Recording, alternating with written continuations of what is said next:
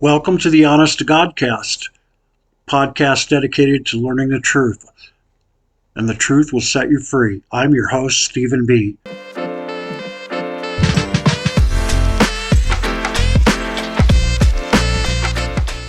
Hello, I'm Stephen B., your host for the Honest to Godcast. Welcome to the show. Today we're going to continue in our Exposition of Amity Circle Tree Ranch using the B.I.T.E Model to ascertain whether or not it is indeed a cult or not. So, there's a couple of things I wanted to mention before I get in. I told you we'd be doing the DTAP portion of it, and we'll get to that. But there's a couple of things I wanted to mention first because I've been doing a lot more research. And I come to find out that Amity is a 501c3, which means that it's got tax exempt status, same as a church.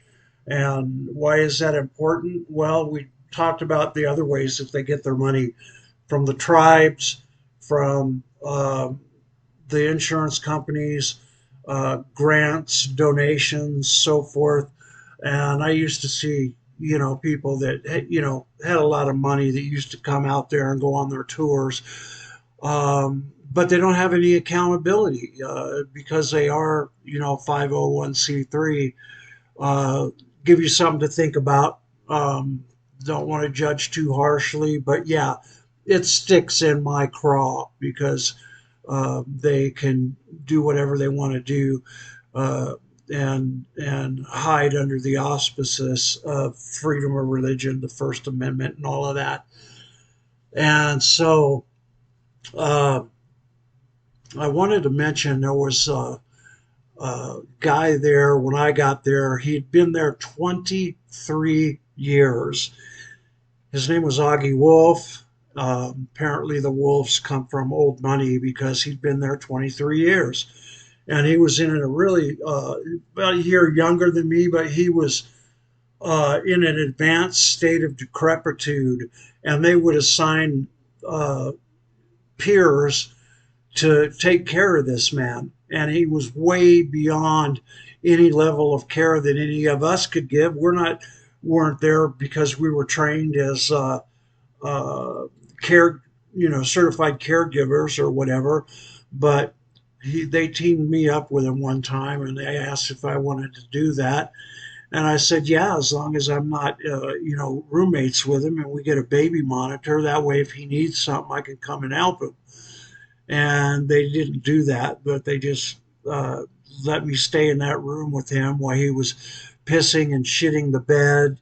And I had to give him showers and I had to do all this stuff. I don't think that anybody there, either on staff or within the community, was even qualified to even take care of him. I hope he's doing well. I hope he got out of there after 23 years of that nonsense. So anyway, we're going to talk about the DTAP portion right now, and I'm not going to play the whole thing. It's 6 minutes roughly, but the points that I want to make, I'm just going to give it to you, like I said in the other video, in bite-sized chunks. And so without further ado, let's go do this DTAP thing, and I'll be back with commentary. Thank you.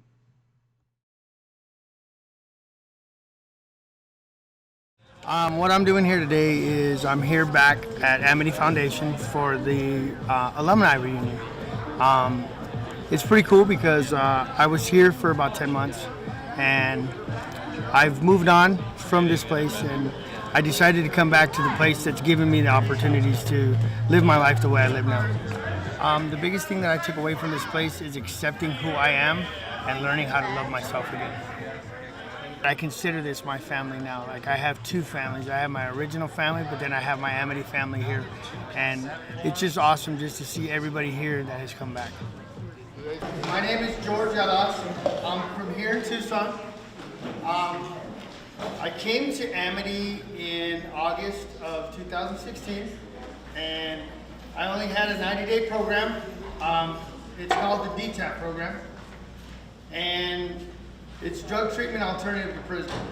I was looking at 15 to 22 and a half years for a drug charge and prison only plea, and I was granted the DTAP program, and I was given 3 years probation.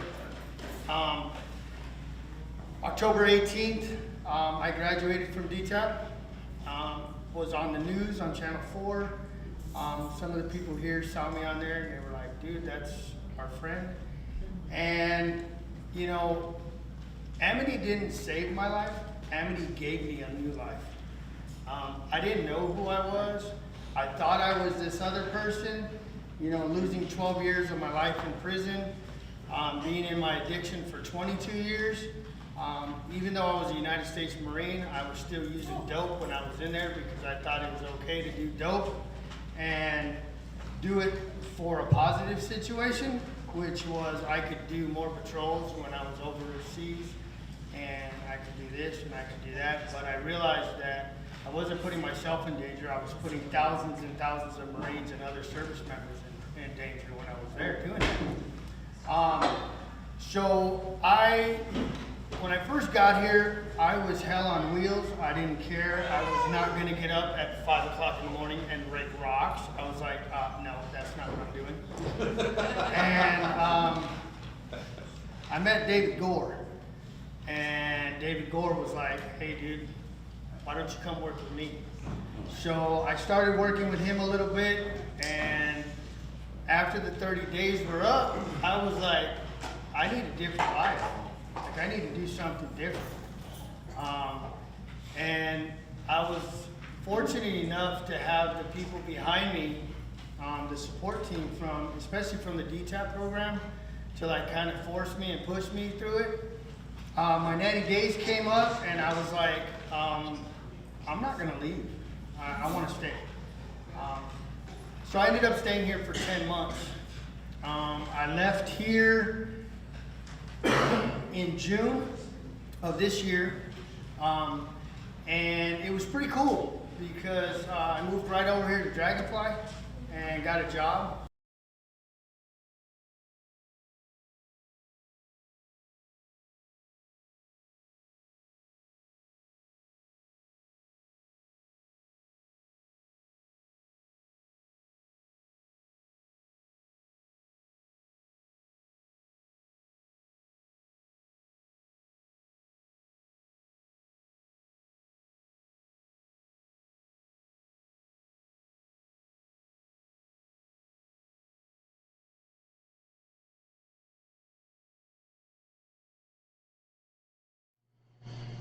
Okay, so that's about enough of that nonsense. There's a few things that he mentioned that I want to address. I can't get into everything, but you know, there's a saying that says that what do you get when you get a no good, drunken, son of a bitch horse thief and take away his alcohol? You get a sober, more efficient horse thief, plain and simple. And this guy, this fucking walking diaper stain here, yeah, I met him when he first came in. And one thing that I do remember is, well, and there's three things that most people will not tolerate, and that's a liar, a thief, and a snitch. In his case, he's all three of those. But there was a weekend where they went out in a group as a group, you know, few people, 10 people maybe, to do a car wash.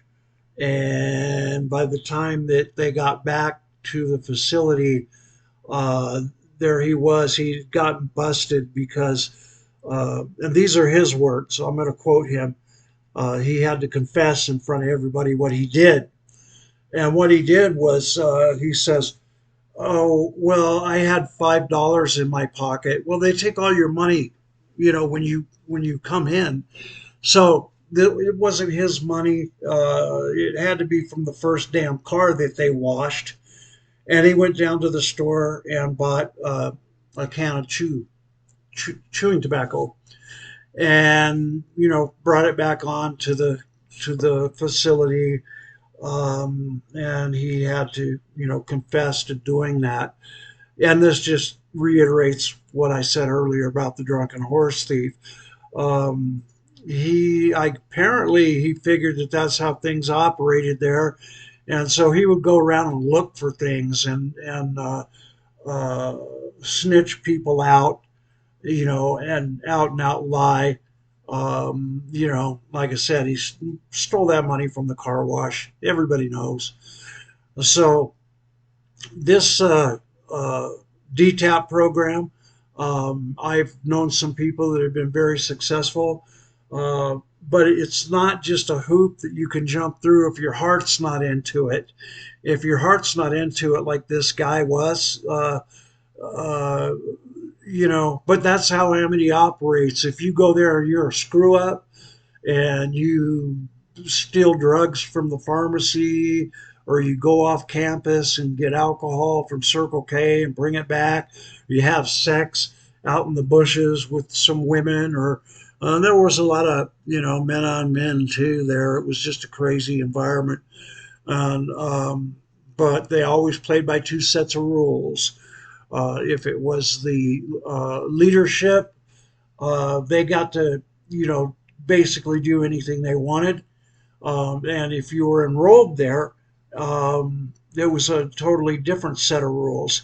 And if you were a screw up, you got to go to Dragonfly Village. And if you were a good person, you didn't steal, you didn't lie, and you didn't snitch anybody out, and you mind your own business and work your program. Um, then when it's the day that it's you're done, you're out, and they don't even give you the parachute, as it were, to give you a soft landing. They just kick you to the curb. No transition people there to try to get you in the most appropriate place where you can be, unless, like I said, if you're a thief or whatever, then you can go over to Dragonfly Village. So anyway, that's about all that I really wanted to bring up with this. If he did change, I'll give the benefit of the doubt. I hope he's doing okay. But anyway, that'll be it for this time. Like I said, I got a lot to go through. And so we're going to give me a couple of days. I'll be back. But I need to see which direction to go to next. Anyway, thank you for your time. Have a great day, everybody.